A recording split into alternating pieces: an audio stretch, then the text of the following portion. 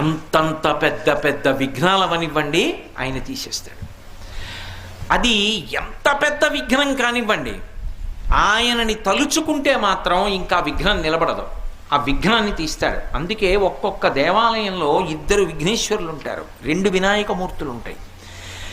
ఒక శివాలయంలో ఒక శివలింగమే ఉంటుంది, ఒక్కొక్క శివాలయంలో 1 కన్నా ఎక్కువ శివలింగాలు ఉంటాయి. అప్పుడు ప్రదక్షిణంలో పానవట్టం దాటచ్చు. సరే, ఇప్పుడు శైవాగమానికి సంబంధించిన విషయం ఎందుకు, కానీ వినాయకుడు సాధారణంగా ఒక్కడే ఉంటాడు, ఉండాలి కూడా. కొన్ని చోట్ల ప్రత్యేక సందర్భాలలో ఇలా ఎందుకు పెట్టారండి అని మీరు అడిగారు అనుకోండి, వాళ్ళు చెప్పలేరు.